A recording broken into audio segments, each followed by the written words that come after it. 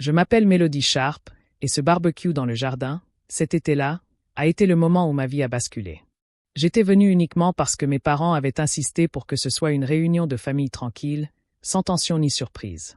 Je les ai crus un moment, jusqu'à ce que ma sœur se tourne vers moi avec ce sourire familier qui annonçait toujours quelque chose de douloureux. Des voix se mêlaient dans le jardin. Les gens passaient d'une table à l'autre, et rien ne semblait anormal jusqu'à ce qu'elle élève la voix, juste assez pour que les proches autour de moi entendent chaque mot. Elle m'a regardé droit dans les yeux, comme si je n'avais rien à faire là, et a prononcé la phrase qui allait hanter tout l'après-midi. « Personne ne t'aime ici. Fais-toi une raison et va-t'en. » Pendant un bref instant, je n'ai pas su dire si le bruit s'estompait ou si j'abandonnais enfin l'espoir que les choses s'arrangent. Je n'ai ni protesté ni cherché à me défendre. J'ai posé mon verre, je me suis levé et je me suis éloigné des tables tandis que les chuchotements derrière moi se faisaient plus forts. Un sentiment de calme m'a envahi lorsque j'ai franchi le portail. J'avais l'impression que la dernière limite que j'avais tolérée pendant des années venait enfin de céder. Avant la fin de la nuit, j'ai vidé le compte joint qu'il s'attendait à ce que je gère. Ce n'était pas par vengeance. C'était le seul moyen de me libérer d'une responsabilité qui n'avait jamais été la mienne. J'ai laissé derrière moi une pile de factures impayées qui m'avaient été discrètement imposées pendant des mois. Les mensualités du crédit immobilier, les impôts fonciers, l'électricité et tout le reste qu'ils refusaient de prendre en charge. Si vous vous êtes déjà senti excluant de votre propre famille, écoutez-moi bien. Ce qui s'est passé ensuite a changé bien plus qu'il n'aurait pu l'imaginer. Des années plus tôt, tout avait commencé très différemment. À l'époque, je croyais encore que chaque enfant grandissait avec les mêmes chances d'être entendu, félicité et traité avec cette équité dont les parents parlent souvent comme d'une promesse. Il m'a fallu beaucoup de temps pour comprendre que le monde dans ma propre maison ne correspondait pas à cet espoir. Mon enfance portait en elle un schéma qui a façonné chacun de mes choix ultérieurs. Même si je n'avais pas les mots pour exprimer ce que je ressentais. Je savais simplement que quelque chose clochait entre nous, et ce sentiment de déséquilibre me suivait dans chaque pièce de la maison. C'est devenu encore plus évident quand ma sœur, Dana Sharp, est arrivée, avec l'assurance de quelqu'un qui s'attendait à être au centre de l'attention sans avoir à le mériter. Je l'ai compris clairement pour la première fois lorsque ma mère, Valérie, m'a demandé de finir une pile de corvées avant le dîner, tandis que mon père, Ernest, me rappelait de rester concentré car la responsabilité était importante pour une fille de mon âge. J'avais à peine appris à gérer ces tâches seule. Pourtant, Dana a reçu un message complètement différent. C'est au moment où elle est passée les mains vides que j'ai réalisé la vérité. Ce jour-là, j'ai compris qu'on me demanderait d'en faire plus simplement parce que j'en semblais capable. En même temps, on l'encourageait à se détendre, à sourire et à profiter de la soirée, tandis que je restais à la maison pour tout ranger avant d'aller au lit. La différence entre nous était flagrante. Elle se manifestait dans la façon dont de petites remarques rythmaient nos journées. Ma mère disait de Dana qu'elle était active et charmante, tandis que je l'entendais souvent me qualifier de sérieuse et de calme. Ces descriptions étaient formulées avec une telle douceur qu'elles semblaient anodines. Pourtant, elles influençaient la façon dont les adultes qui nous entouraient répartissaient leur attention. Mon père insistait sur le fait que Dana avait besoin d'encouragement supplémentaire, ce qui signifiait qu'il réservait son enthousiasme pour ses réussites, même les plus modestes. Lorsqu'elle recevait un certificat à l'école, la maison résonnait de louanges qui duraient des jours. J'ai compris plus tard que la réussite en elle-même importait bien moins que l'occasion de se faire applaudir. Lorsque j'ai reçu ma propre reconnaissance à la maison, la réaction a été différente. Ma mère a souri, poliment, et a dit qu'elle n'attendait rien de moi, car elle savait que j'avais travaillé dur. Mon père a acquiescé d'un bref commentaire sur l'importance de la constance. Ces moments étaient toujours éphémères. L'attention s'évanouissait avant même que je puisse la savourer, me laissant avec la constatation silencieuse que mon succès était simplement quelque chose qu'ils estimaient que je leur devais. Pendant ce temps, le moindre effort de Dana suscitait une admiration qui se prolongeait tout le week-end. Au début, je me suis persuadé que je n'avais pas besoin de ce genre de compliments, mais chaque année rendait le contraste plus difficile à ignorer. J'ai appris très tôt à compter sur moi-même. J'organisais mes devoirs sans qu'on me le rappelle, je préparais des repas simples quand mes parents travaillaient tard et je faisais le ménage, car ces tâches revenaient naturellement à l'enfant unique qui protestait rarement. Mes parents semblaient croire que je pouvais tout gérer et me confiaient donc des responsabilités qu'ils n'auraient jamais attribuées à Dana. Elle avait pris l'habitude d'être aidée avant même de le demander, et moi, j'avais pris l'habitude d'aider même quand j'étais fatigué. On ne le présentait pas comme une injustice. On parlait de maturité, mais le poids de cette situation pesait sur moi bien avant que je sois en âge d'en comprendre les conséquences. Avec le temps, ce message s'est répété de manière inéluctable. Si Dana oubliait quelque chose d'important, tout le monde s'y mettait pour y remédier. Si j'oubliais quelque chose, Mes parents me rappelaient de faire plus attention. Le contraste était de plus en plus frappant chaque année, mais je faisais comme si cela n'avait pas d'importance pour éviter les conflits. J'essayais de faire mes preuves par mes efforts, espérant que la constance finirait par payer. Je me disais que si je travaillais 2 fois plus, peut-être qu'un jour il me regarderait avec la même affection qu'il lui portait. Cette conviction m'a accompagné pendant la majeure partie de mon enfance, même lorsqu'il est devenu évident qu'aucun effort ne changerait vraiment leur regard sur nous. L'été précédent le barbecue, tout a commencé à basculer, m'obligeant à repenser ma place au sein de la famille. Je travaillais à temps plein depuis suffisamment longtemps pour me sentir stable, et pour la première fois depuis des années, je croyais pouvoir construire une vie qui ne soit pas entièrement dictée par les attentes familiales. Ce sentiment d'indépendance était précieux à mes yeux, même si je ne comprenais pas encore à quel point il se transformerait vite en prétexte à des responsabilités plus lourdes. Après de longues journées de travail, la conversation portait rarement sur mon état. On reparlait toujours d'argent, comme si mon salaire n'existait que pour pallier les manques du foyer. Un soir, mon père m'a abordé d'un ton qui laissait deviner qu'il préparait sa demande depuis longtemps. Il a dit que la famille aurait besoin d'un coup de main, puis a ajouté que ma situation financière semblait stable. J'ai immédiatement compris ce qu'il sous-entendait et, malgré une certaine réticence, j'ai accepté pour préserver la paix. Je pensais que ma bonne volonté apaiserait les tensions, mais cela n'a fait que renforcer l'idée que j'étais la personne sur qui on pouvait compter dès qu'il y avait un problème. Cette conviction s'est ancrée dans la famille, et j'ai commencé à remarquer à quel point elle influençait les conversations autour de moi. Plus tard, maman a donné son avis, transformant l'attente d'une contribution ponctuelle en une responsabilité permanente. Elle parlait comme si c'était une suite logique que je prenne en charge une plus grande partie des dépenses. Au moment où elle a dit que cela aiderait toute la famille, j'ai ressenti un léger écho de cette dynamique qui me suivait depuis l'enfance. Dana était à proximité pendant la conversation. Elle n'a pas répondu, et son silence pesait plus lourd que n'importe quel mot qu'elle aurait pu prononcer. Cela m'a rappelé les innombrables fois où je l'avais vue se dérober à ses responsabilités sans que personne ne l'y encourage. Dana était sans emploi à cette époque. Pourtant, son train de vie n'a quasiment pas changé.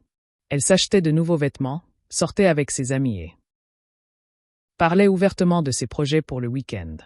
Quand les factures arrivaient, elle faisait comme si cela ne la concernait pas. Le contraste entre nous s'accentuait de semaine en semaine, et même si j'essayais de ne pas y penser, la pression s'installait. Je commençais à prendre en charge plus de dépenses que prévu, chaque mois apportant son lot de nouvelles excuses pour justifier que ce soit moi qui les gère. Mes parents suggérèrent d'ouvrir un compte joint pour simplifier les choses. Je leur demandai si chacun souhaitait y contribuer, et ils m'assurèrent que ce serait un effort collectif. Malgré quelques doutes, j'acceptai, car refuser n'aurait fait qu'envenimer les choses. Dès l'ouverture du compte, je déposai ma part. Dana n'ajouta rien et personne ne le fit remarquer. Le silence qui suivit son inaction en disait long. Dans cette maison, les attentes n'avaient jamais été équitablement réparties. Elles ne l'avaient jamais été. Je continuais à contribuer, espérant que prendre mes responsabilités finirait par instaurer une compréhension mutuelle. Mais à mesure que l'été avançait, le déséquilibre devint impossible à ignorer. On parlait de l'augmentation du coût de la vie et de la nécessité pour la famille de rester unie. Pourtant, l'unité qu'ils espéraient ne reposait que sur mes efforts. Dana, elle, continuait de vivre sans contrainte. Et chaque fois que je le voyais, le ressentiment que je tentais de réprimer s'intensifiait. Ce n'était pas que je souhaitais sa souffrance. Je voulais simplement que justice soit faite, ou du moins qu'on reconnaisse que j'assumais une part disproportionnée. À la fin de cet été-là, j'ai compris que j'avais endossé un rôle qui n'était pas censé être transmis. Il m'était attribué par défaut, non par choix. Cette prise de conscience s'est peu à peu imposée comme une vérité à laquelle j'avais résisté, mais que je ne pouvais plus nier. J'avais été placé dans la position de gestionnaire financière bien avant d'en comprendre les implications. Et chaque décision prise par la suite ne faisait qu'accroître les attentes. C'est cet été-là que j'ai cessé de croire que ce déséquilibre se résorberait de lui-même.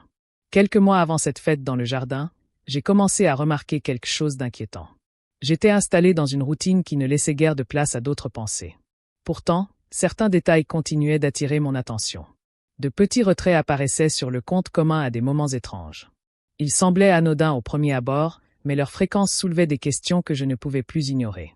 J'ai commencé à comparer les dates et les montants, espérant que le schéma s'expliquerait de lui-même sans me forcer à affronter ce que je soupçonnais déjà.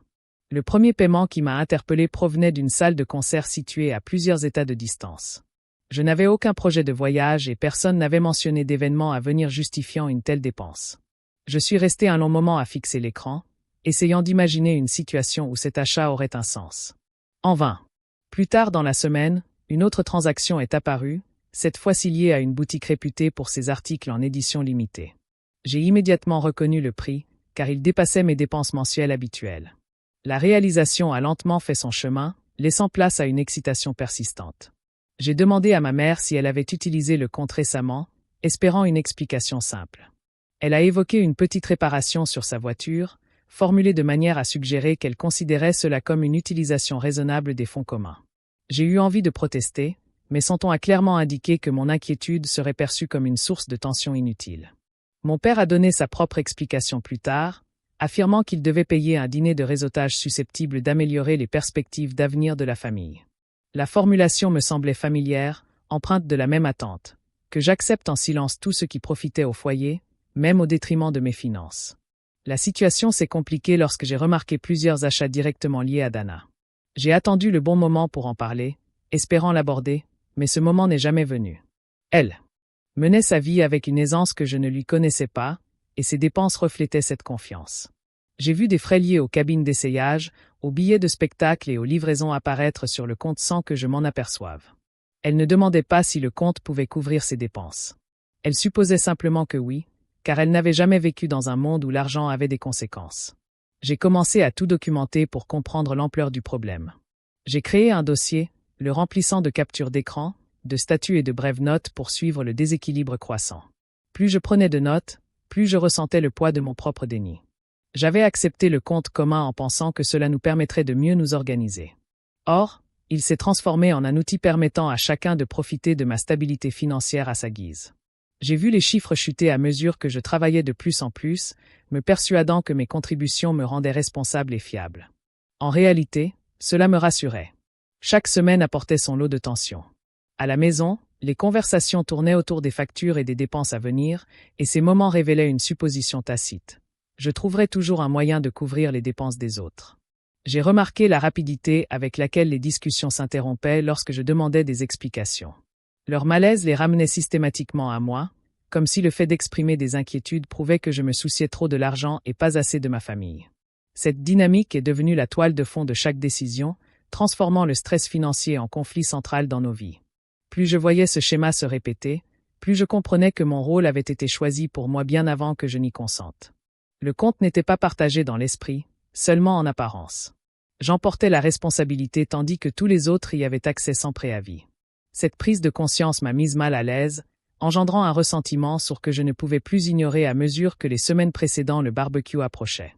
Le soir suivant le barbecue, je ne suis pas rentré chez moi.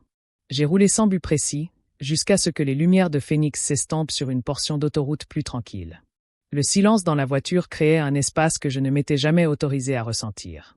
Et le poids accumulé pendant des années s'est enfin abattu sur moi, exigeant de l'action plutôt que de la patience.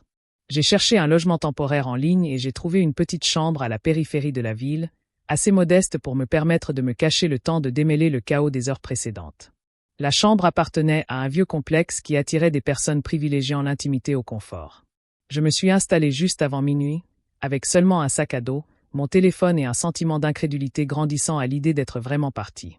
En fermant la porte à clé, le silence m'a paru étrange. J'avais grandi avec des responsabilités et des attentes qui ne m'avaient jamais permis d'imaginer une vie en dehors de ces obligations. À présent, la distance qui nous séparait engendrait un étrange mélange de peur et de soulagement que je ne pouvais ignorer. Alors que j'essayais de me calmer, on a frappé au mur depuis l'appartement voisin. C'était si doux que ça ressemblait plus à une question qu'à une injonction. Quelques instants plus tard, une voix m'interpella par la fenêtre ouverte, demandant si tout allait bien. C'est ainsi que je fis la connaissance de mon voisin, Colt, un homme au calme imperturbable qui rendait son inquiétude sincère plutôt qu'intrusive. Il vivait seul et passait la plupart de ses soirées sur son petit balcon à lire ou à s'occuper de ses plantes dans des pots dépareillés. Colt engagea la conversation sans me mettre la pression. Voyant que je cherchais mes mots, il attendit que je me reprenne. Je lui dis que j'avais besoin d'un endroit pour respirer, laissant entendre la tension qui pouvait pousser quelqu'un à s'éloigner de sa propre famille. Il écouta sans les expressions auxquelles j'étais habitué chez moi, où la déception ou l'impatience venaient perturber chaque discussion. Au contraire, son attention resta concentrée, comme si mon histoire avait de l'importance simplement parce que c'était moi qui la racontais. Je lui décrivis le déséquilibre qui s'était installé dans notre relation et comment la confrontation au barbecue m'avait poussé à bout. Quand j'eus terminé, il me posa une seule question, plus clair que tout ce que j'avais entendu de la part de ceux qui prétendaient se soucier de moi. Ils voulaient savoir pourquoi je conservais cet accès, alors que leurs agissements ne témoignaient d'aucune volonté de me traiter équitablement. Cette question résonna en moi avec une acuité à la fois dérangeante et nécessaire. Colt me suggéra de supprimer définitivement mes informations du compte, non par vengeance, mais pour rétablir une frontière floue depuis des années. Je méditais longuement sur ces paroles, en comprenant la vérité qu'elles recelaient. Depuis l'enfance, j'avais laissé les responsabilités façonner mon identité, autorisant mon entourage à dépendre de mes revenus sans me soucier de l'impact sur ma stabilité. Ce schéma m'avait suivi à chaque étape de ma vie, m'enfermant dans des rôles que je n'avais jamais choisis. Lorsque j'ouvris enfin mon portail bancaire, mes mains tremblaient légèrement. Supprimer cet accès nécessita plusieurs affirmations, chacune m'obligeant à reconnaître à quel point j'étais prisonnière d'obligations qui ne me ressemblaient plus. La dernière affirmation fut comme un léger changement d'atmosphère, un rappel que l'indépendance se trouve souvent dans les plus petites décisions, plutôt que dans les déclarations fracassantes.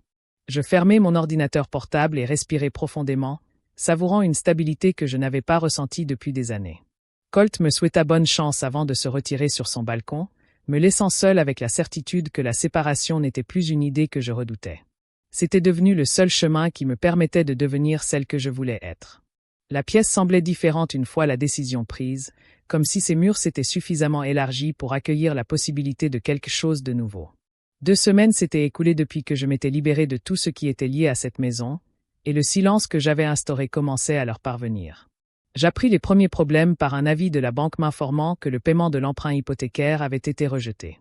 Le compte avait toujours été suffisamment approvisionné lorsque j'y versais des mensualités, mais à présent, le solde était si faible qu'il couvrait à peine les courses. Maman et papa avaient toujours compté sur ce compte pour tous leurs paiements importants. Pourtant, ils n'auraient jamais pu imaginer ce qui se passerait lorsque l'électricité, qu'ils considéraient comme inépuisable, s'arrêterait net. L'avis suivant venait de la compagnie d'électricité. Il annonçait que le courant avait été coupé à la maison suite à plusieurs factures impayées. J'imaginais le moment où ils réalisaient que la lumière était éteinte pour des raisons qui n'avaient rien à voir avec une simple coupure de courant. La maison avait toujours été confortable sans qu'on s'en soucie vraiment, mais cela exigeait de l'organisation et des responsabilités qu'ils attendaient de moi, sans que je me plaigne. La panne de courant les a forcés, pour la première fois, à prendre conscience de l'importance de ce que j'avais fait pendant des années. J'ai eu d'autres nouvelles par l'intermédiaire d'un ancien camarade de classe qui travaillait près du bureau de Dana. Dana avait été avertie par son supérieur après avoir manqué plusieurs échéances importantes. Elle était en retard, distraite et déconcentrée. Son éthique professionnelle avait toujours été fragile, mais sans aucune sécurité financière pour pallier les imprévus, il lui était devenu impossible de le cacher. On m'a dit qu'elle semblait stressée comme elle ne s'était jamais autorisée à l'être. Même si je ne me réjouissais pas de la voir en difficulté, je savais que ce changement reflétait sa première confrontation avec la responsabilité. Mon téléphone est devenu le prochain messager de leur rupture. Les appels manqués s'affichaient en grand nombre.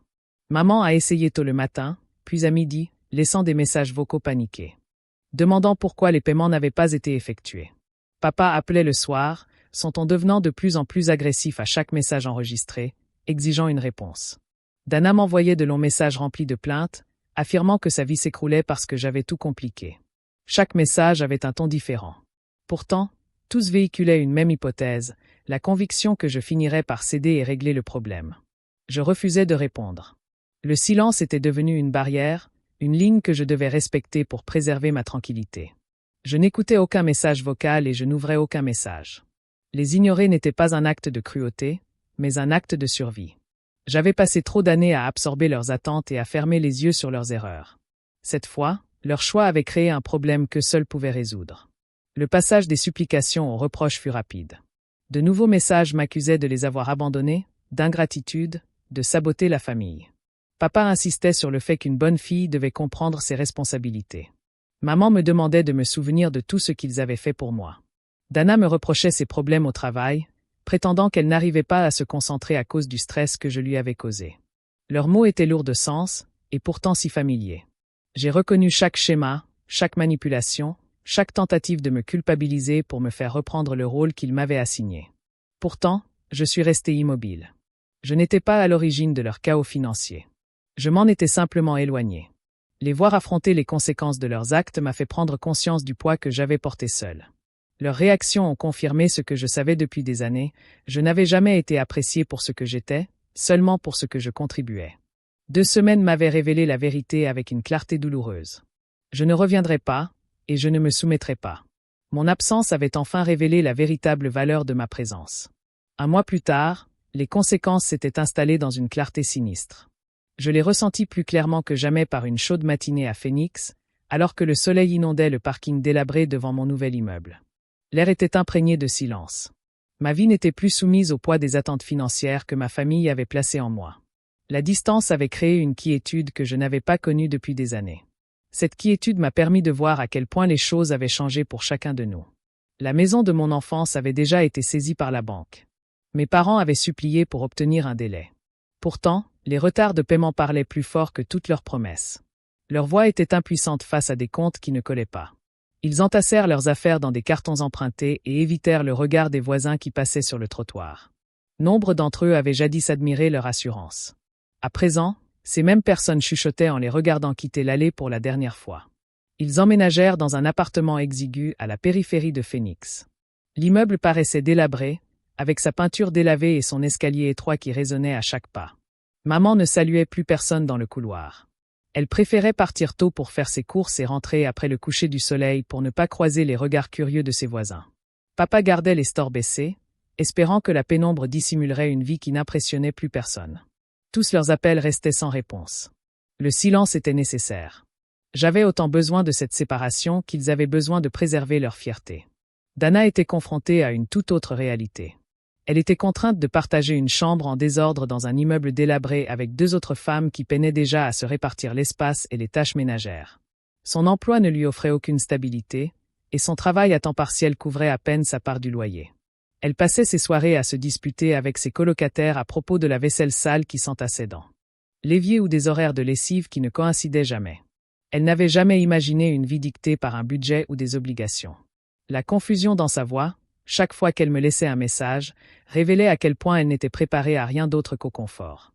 Je supprimais chaque message sans le terminer, car le cycle de la culpabilité n'avait plus d'emprise sur moi. À l'inverse, mes journées se déroulaient dans une paix inattendue. J'ai emménagé dans un appartement modeste de l'autre côté de la ville, petit mais calme, baigné de soleil dans toute la pièce à vivre. Je l'ai meublé petit à petit, en ne choisissant que l'essentiel. Chaque décision me rappelait que la vie n'avait pas besoin d'être grandiose pour se sentir en sécurité. Je cuisinais des repas simples que je lisais le soir sur le balcon, apprenant à apprécier le rythme d'une vie où personne ne me demandait de compte sur mes dépenses. Cette liberté m'était étrangère au début, mais semaine après semaine, elle me paraissait plus naturelle. Parfois, je me demandais si je n'étais pas allé trop loin. Ces pensées s'évanouissaient dès que je repensais aux années où mes besoins avaient été ignorés sans hésitation. La séparation m'a permis de comprendre que l'affection ne devait pas reposer sur des sacrifices à sens unique. J'avais donné plus que je ne l'avais jamais admis. Maintenant, j'apprenais à me donner à moi-même. Ma mère a essayé de me joindre à nouveau vers la fin du mois. Elle a laissé un long message vocal, ponctué de silence, comme si elle hésitait entre exprimer des regrets et du ressentiment. L'incertitude dans sa voix révélait que ses vieux réflexes de contrôle avaient perdu leur emprise. Mon refus de la rappeler leur a appris une vérité qu'ils avaient ignorée pendant des années. Ils ne pouvaient pas manipuler une situation financière qui leur échappait désormais, et ils ne pouvaient pas me reprocher de reprendre un rôle qui avait nui à mon estime de moi. J'ai écouté un instant avant de supprimer le message. Puis j'ai posé mon téléphone sur le plan de travail de la cuisine et je suis resté là, dans le silence de mon appartement. Ce silence était comme une confirmation. La vie que j'avais entamée était façonnée par mes choix, et non par leurs attentes. La distance avait transformé tous nos liens, laissant derrière elle une clarté dénuée d'amertume. Elle reflétait simplement ce que je devais devenir.